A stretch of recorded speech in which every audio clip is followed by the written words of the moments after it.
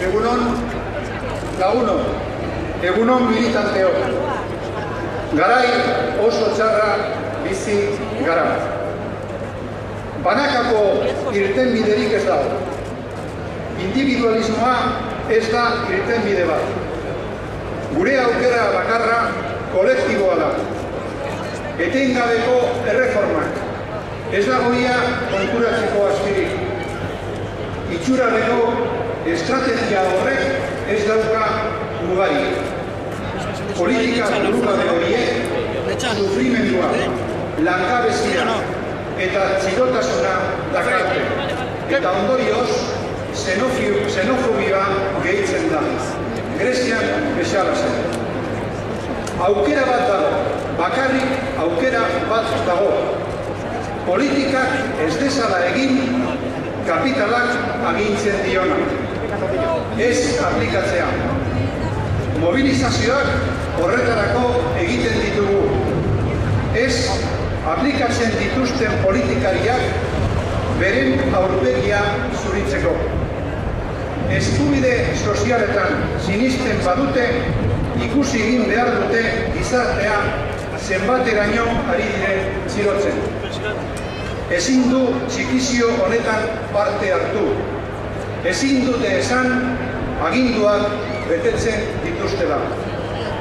Benetako krisi politiko bat eskatzen dugu. Ez betetzea exigetzen diogu. Berdin PSOE-ri, UPN-ri, EAJ-ri edo Bilduri. Ez du balio batzuek bestei esatea murrizketak ez ditzatela aplikatu edo beste bati pase forala eskatzea bakoitzak bere esparruan obeditzen duen bitartean. Benetan, subirano izateko erabakia eskatzen dugu.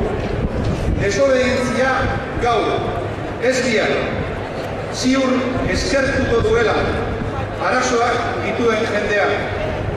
Bestela, eskuin ekonomikoarekin kolaborazionismoa izango da. Erreforma hauek guztiak ikusita, ezinbestekoa da gure lekua aldarrikatzea. Sindikatua besterik ez dugu. Sindikatua eta mobilizazioa. Klase politiko horrek. Oreka guztiak hautsi ditu patronalari botere izugarria emanez. Erreformek behartu egiten gaituzte antolakuntza hobetzera eta zabaltzera. Behartu sindikatua enpresetan indartzera.